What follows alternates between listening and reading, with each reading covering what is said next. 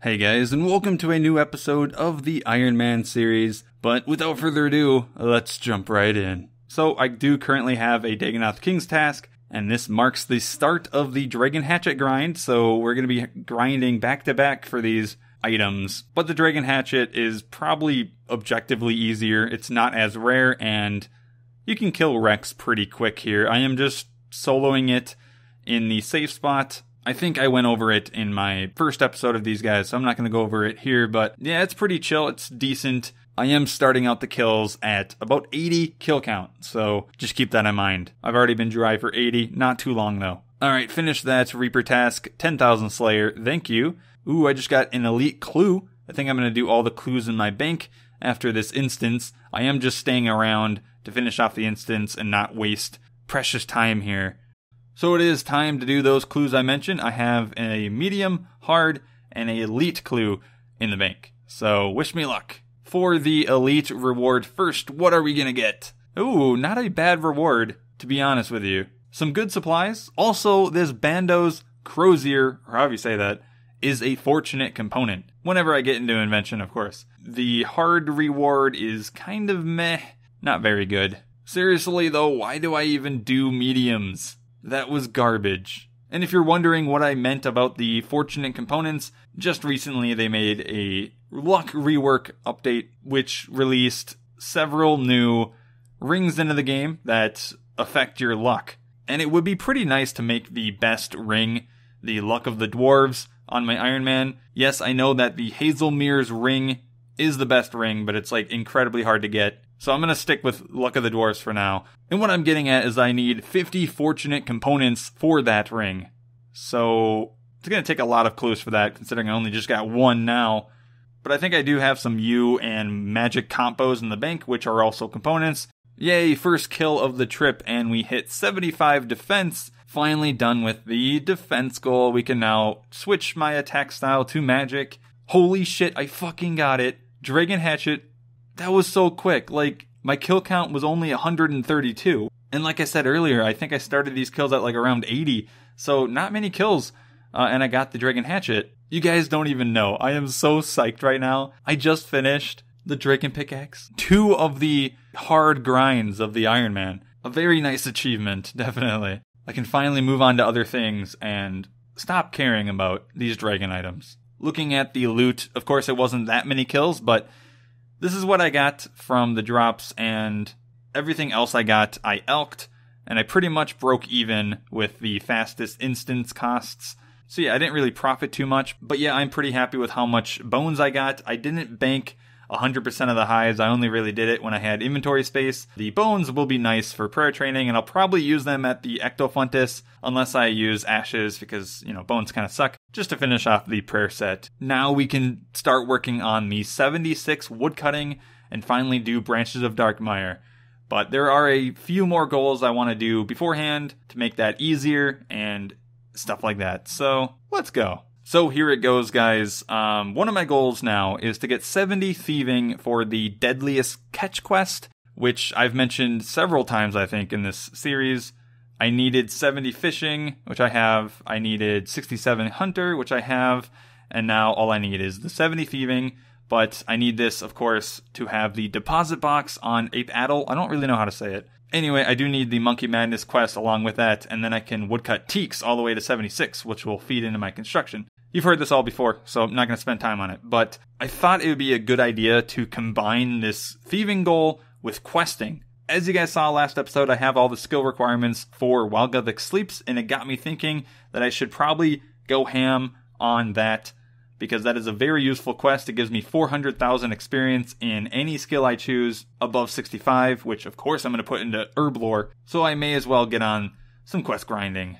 First up is the remainder of the Goblin quest line. I started this so many episodes ago when I had to go get porters for the cockroach grind I had for money. Anyway, if you forgot or you never watched that episode, I only went up to the Another Slice of Ham quest, I believe. I think that's the one I stopped at, but it means I have to do the Land of the Goblins quest. Let's go. Alright, that one is completed. On to the final goblin quest. I mean, I guess there's one afterwards called the Mighty Fall, but that is like so far ahead of me in terms of requirements, so let's consider the Chosen Commander as the final quest. But first, I did just get 80 divination off of another cache, third skill above level 80, which that's just insane on its own. But this is also one of the skills I need for invention. The other two are 80 crafting and 80 smithing. Crafting will just kind of be worked on slowly as I go for Prif. And once I do get Prif, I can just do harps for a little while because I do need to get, the dragon pickaxe up to the crystal. And same with the hatchet, which does require a lot of harmonic dust. Anyway, time to do the Chosen Commander now. And that marks the end of the quest. We are done. Let's grab the reward.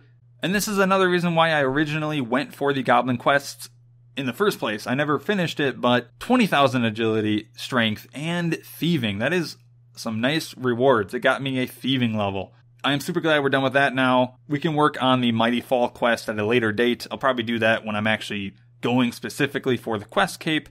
But for now, let's keep on working on the thieving quests. The next quest done is the feud. I actually can't believe I haven't done this quest yet. Such an easy one, and yeah, 15,000 thieving. Didn't get me a level, but yay, that's done. So this one actually isn't a quest. It's more so like a mini quest, otherwise known as a caper for the Thieves Guild. So I finished all of the other ones in previous episodes for thieving experience, etc. But this is the final one. So that was pretty easy. There was kind of frustrating mechanics with the heist part, but finished it. And I got to 78 herblore and 65 thieving. Nice levels. Now we find ourselves at the most dreaded quest yet. Sheep Herder. And I kind of say that jokingly, like it's not that bad of a quest, but the reason why I have just such bad feelings with this shit is because back in 2008, when I was kind of a new member, I was 11 at the time, alright guys? So obviously I'm not the best with puzzle solving skills. It's not really a puzzle, but you get what I mean.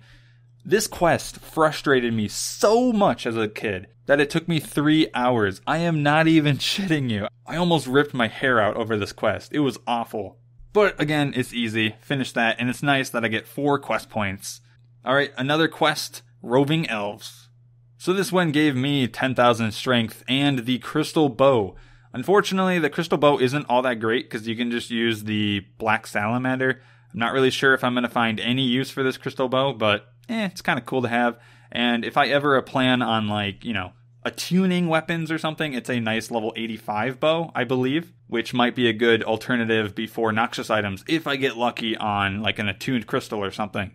And the whole reason I was doing those 2 quests was for this one, Morning's End Part 1. This one gives you 25,000 HP and 25,000 thieving at the end of it, so it's definitely worth it just for the experience. But it is quite an annoying quest, and most people cringe at the name Morning's End Part 2, but I've heard from a few people that Part 1 is even worse. So, let's go. Holy hell, that quest was absolutely awful. There's a lot of mechanics in this quest that are just so outdated. They're not inherently hard, they just become hard because they're so old and clunky. Ugh, glad I'm done with it now though. Did get my 66 thieving, only 4 more levels away from that 70 goal. Now the question is, do I do more quests for the thieving experience or just finish up at Pyramid Plunder? I guess we'll find out. Yes, I only had 50% chance that this mission would succeed, but it did. So my first trade good yet on my account. And if you don't know what trade goods are, those are the items that you need to make the really cool rewards from ports that you really go for, like the Tetsu armor, Sea Singers, etc. So this one is 1 chi, and this can be used to make the tier 85 tank armor Sea Singers, which I do really want in the future for bossing and other things. I just need a billion more of this shit, but it's nice to see something, right, this early on. Well, I also want to mention that I accidentally started the Fremenic Isles quest. Unfortunately, I didn't really want to do it yet, but I just so happened to go do my familiarization for the week, and it was on the Natisnot island. And to get on that island, you have to get some way into the Fremenic Isles quest. And lo and behold, I actually already had done the familiarization this week. So, fuck me. that was a waste of time, and now I gotta finish this quest, which has no relevance to what I'm doing right now. But I hate having quests like this unfinished, so I may as well go do it. Alright, we're done with that now, and I did get the Helm of Natiznat. I'm not sure if I'll be using it, but it is a tier 55 melee helm, so it's slightly lower than my Dragon Med helm that I usually use, but it does have a nice prayer bonus, so may end up using it, and it does look pretty badass. And one more thing, during the quest I realized I cannot even use the Dragon Hatchet I got, so let's get that out of the way. It also just so happens I have a daily challenge for U-Logs right now, so perfect timing. Sweet 61 woodcutting. We did that in like 10 minutes. I was already 60 woodcutting, so that was easy. In the meantime, I also had a fishing challenge to fish sharks, so I'm done with them both now. God, I love daily challenges. Amazing experience. So here we go, guys. I'm biting the bullet here. Seeing as I've been doing a lot of questing lately, I've just been in the mood to do a lot more. I've just been in that questing mode, you know? And I thought I may as well ride this surge of motivation out and finish as much quest as possible, or at least annoying quests as possible, until my motivation runs out. So most Ironmen get shivers down their spine when they hear about this quest, Mornings Ends Part 2. I really don't mind the puzzle in this though, but it's probably gonna suck still. And yeah, a lot of people hate this quest if they're an Ironman, because you have to give the guy a list of 50 items, but may as well do it. It'll be a nice thing to finish on the account this early. So there is a list of 50 items I need to grab for the dwarf at the end of the quest. This is the part everyone hates to do, because you're forced to do this on an Ironman. Unless, you miraculously have 90 Slayer to fight a Dark Beast to get a Death Talisman yourself, or maybe even 85 with a Wild Pie, but why would you be that high and not have this quest, So, yeah, you're basically forced to do this part on an Ironman. Don't worry, if you're a main account, you can just buy the Death Talisman, skip this entire part of the quest. But yeah, it's just a bunch of random shit I gotta get.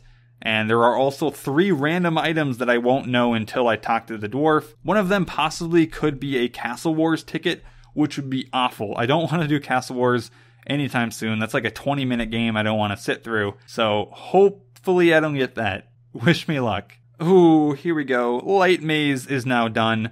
That is like the majority of the quest. If you are a main account sitting at this point, you're done with the quest pretty much, because you have the Death Talisman, you little fucker. I still gotta get it. But honestly, guys, I'm speaking completely seriously here. I didn't think that was bad at all. Like, I know people complain crazily about this quest and just go on and on about how it's garbage, but I honestly thought it was pretty good. I actually enjoyed the puzzle, believe it or not. I'm a puzzle person, so it was like satisfying having everything work together piece by piece. And yeah, I did enjoy this quest. I just put on some music and just went away, I will say though, fuck the agility part, because you have to jump over the stupid, handhold shitholes. For some reason, you fall all the time. I failed it so many times, even though I'm 66 agility. But apparently, if you are level 70 and above, the failure rate is reduced by up to 92%. So you'll basically never fail. And that was as of an update in 2016. Again, I'm not 70 agility, and I don't have any summer pies to boost, and I'm too lazy to get 67 and boost with a normal potion. Rather just do the quest. But yeah, we're done. Time to talk to the dwarf now. So I got the item list, and yes, I don't need the Castle Wars tickets. This is going to be super easy. It's just the archery ticket. That is like 5 seconds. But here is a huge tip. It is crazy important that you do this, guys.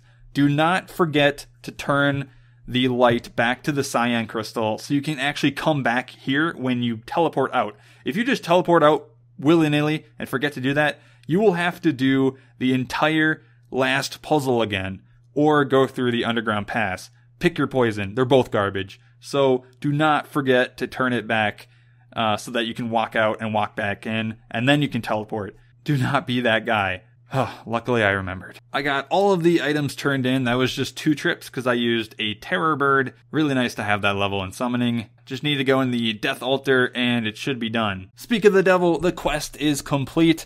And that took around like 1.5 hours. The majority of it, honestly, was like collecting the items in the beginning and turning them in at the end.